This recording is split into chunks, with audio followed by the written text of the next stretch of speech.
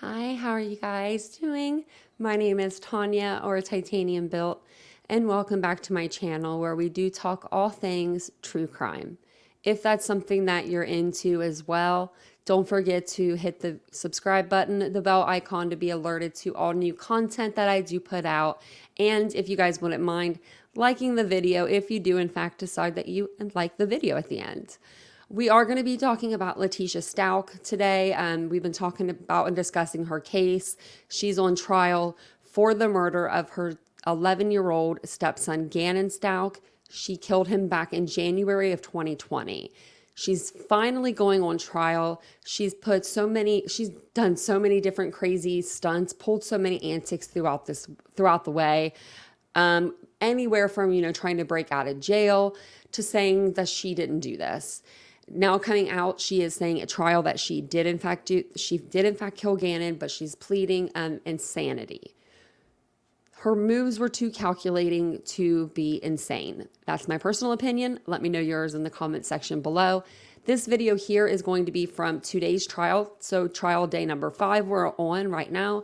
This video came out and I'm trying to get little clips and snips for you guys. That way you don't have to stay, and watch 8 hours worth of trial. So this is going to go towards the polygraph exam that our girl Letecia Stauch had done. So there's a place called fakepolygraph.com that you can go on there and you can get a fake polygraph test done and they give you the results. Wham, bam, thank you, ma'am. She thought in her head, hey, I could try this. Why not? It backfired.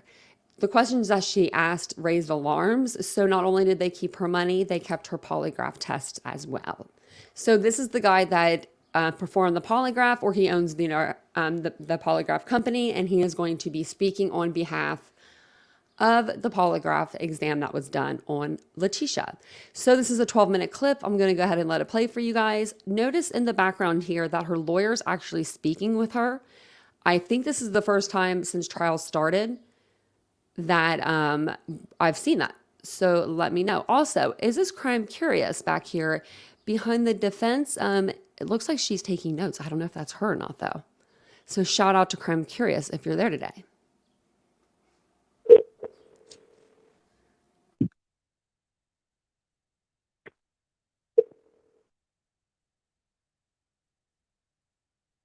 How can I help?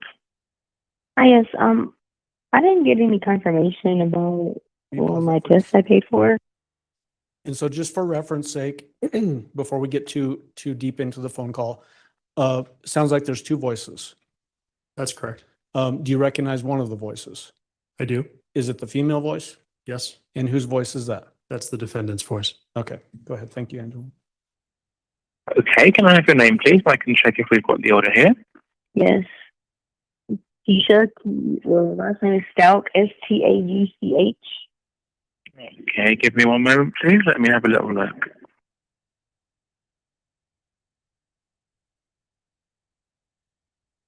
Okay, yeah, perfect. I can see that we've received that, and we have actually sent the test. Have you not received that yet? Have what now? We have already sent the results to your email account. I don't have them. Okay.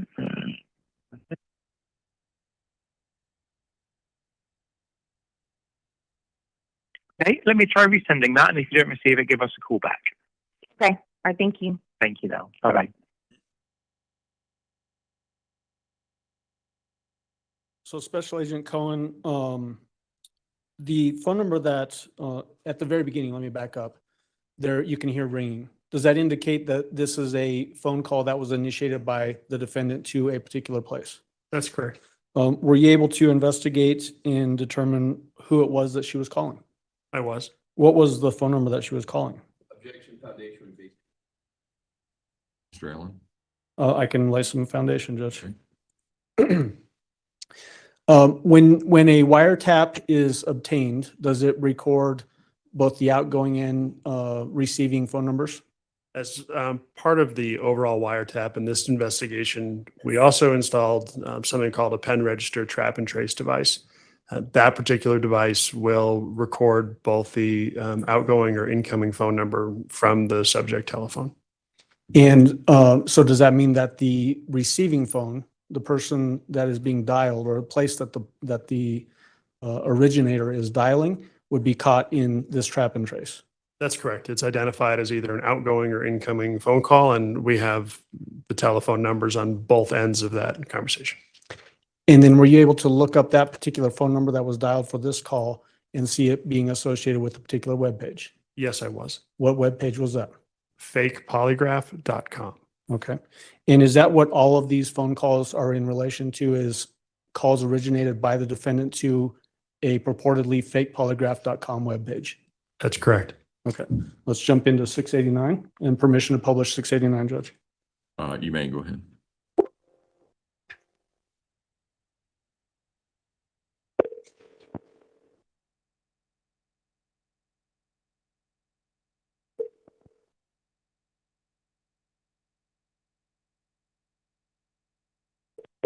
May I help? Hi, yes, I was just talking to you. Is there a way you confirm where you sent those? Because I still didn't get them. Yeah, so I'm just going to get that resent for you. So if you wait for the next sort of 10, 15 minutes and let me know if you haven't received it by then. I was saying, can you check the email, because I just want to make sure. Okay, yeah, give me a moment.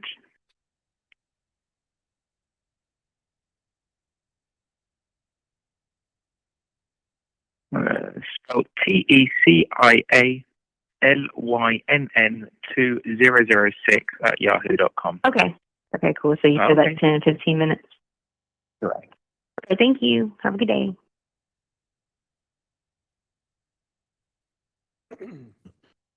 In that particular phone call, did it sound like there was an email address that was confirmed to the defendant?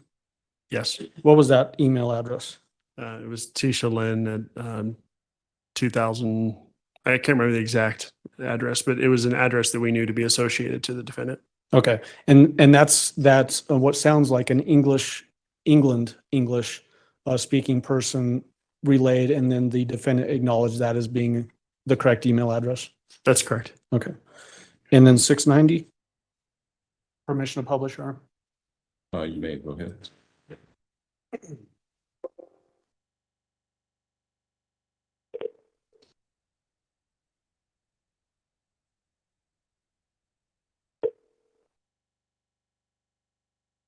Hello, how can I help? Hi, yes, I'm calling again. I still didn't get that email. Okay, can I ask your name, please? It's last name Stauch, S-T-A.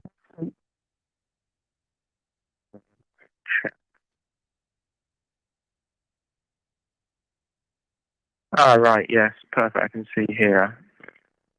You told me 10, 15 minutes, and you said it again. I still don't have it. Yeah, no, unfortunately, it's actually been blocked by management, this order, due to the content of the questions, so we're not going to be able to send this report. Okay, so do I get my money back? Unfortunately, not on this case, no. Obviously, due to our terms and conditions, it does clearly state that any sort of illegal activities or anything like that, obviously the management do reserve the right not to send the report. Obviously, we do incur processing fees, so that's why a refund wouldn't be due. So what do you do now? Just delete it and go on about life and keep money? Yes, we would do indeed. I got you. Okay, Thank thank you. you now. Bye-bye. Bye-bye.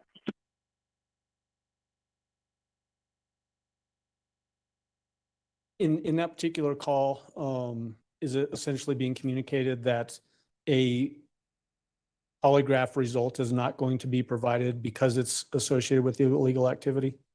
Is the leading and further the jury heard only their own determination. Sustained on the second grounds, the jury can make their own determination. Okay, and then I do want to point out that every time Letecia says or they say something that she doesn't like, her head instantly goes down. So you can see she's turning into the ring again, wanting to crawl into the wall. permission to publish 691. You may go ahead.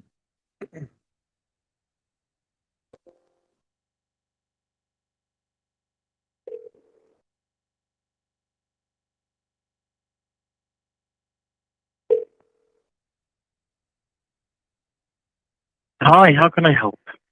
I didn't hang up. Oh, yeah, sorry, I can hear you now. How can I help you? Okay. I talked to you earlier and you said that the request I did was blocked or something, but I looked on the terms and conditions and it says you can say things about like infidelity and stuff like that. So I'm not sure how that was blocked. So that again, sorry, that you can or can't. No, okay, so I did a report earlier and you said you would Mhm. send it to me. Then when I called back, you said it was blocked, that I wasn't allowed to get the report. But then I clicked the terms and conditions and it says you can do questions about infidelity and stuff like that. Yes, infidelity you can, correct. Right, and that's what I did. Your report was about infidelity, was it? What did you say? So you're saying your report was about infidelity? Yeah, like I put questions in for it and you had to put like answers and you said something about it being blocked. Yes. So what were your questions? So it was about during the time that we were away inside of in another state that I talked to, and I gave the person's individual's name, Ortega. That was one of them. Then it said, "Are your eyes blue?" And I did a couple of the questions that were on the bottom. Okay. Yeah, I'm not sure in that case. Unfortunately, that's not what came through.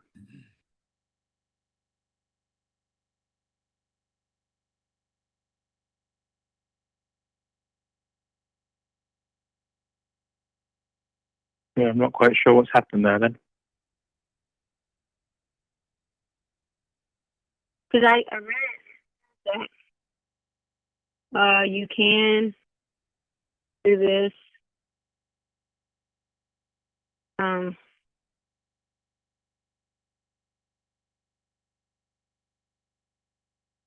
Yeah, it says on there that you can do that. Yeah, you would be able to about infidelity, but the questions that were submitted to your order were not to do with infidelity. Yeah, I didn't submit questions that were not to do with infidelity. Okay. All right. See, well, I'll have to look into that then in that case. You want me just to write you the questions down?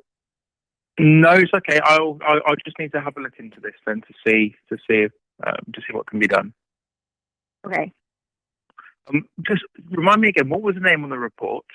It was Stauch, Stauch. And that's your surname, is it? Your last name? Yes. Okay. And first name is? Tecia. Okay. And how do I spell that? It's Tecia. Tecia. Yes. Okay. All righty. Well, let me have a look into that and I can come back to you. Okay. Thank you. What's the best number to get you on?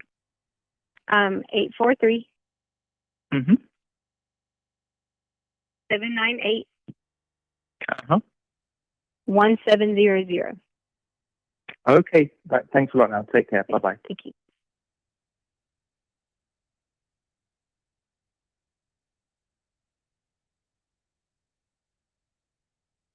Special Agent Cohen, these phone calls are from February 18th, as you've testified.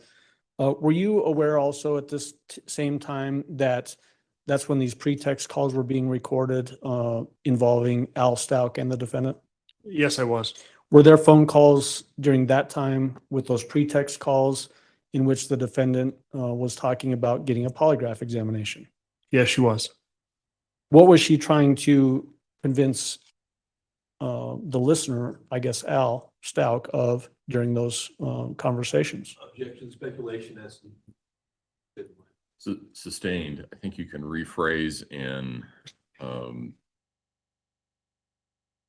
refer back to the conversation, but I think it's up to the jury to make a determination about what the defendant's state of mind was during the conversation. I understand, Judge.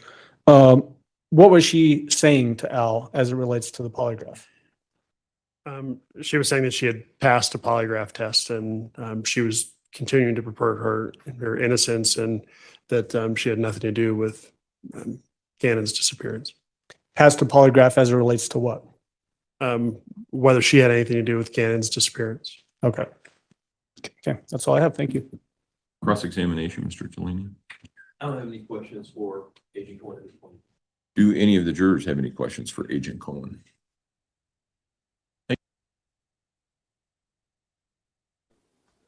All right, so let me know what you think about the fake polygraph. Did she really think that was going to work? Maybe she did. I don't know. Let me know what you guys think in the comments below. I'm also going to be releasing another video about Letecia. They had the coroner on the stand today, so I will be releasing another video on what she said. So with that being said, thank you guys so much for joining me for another upload. If you enjoyed or appreciate today's case content, I hope you'll enjoy it. I hope you'll subscribe to the channel, like the video, and share it to your platforms. Thank you guys so much. I love you all and have a great day. Bye, guys.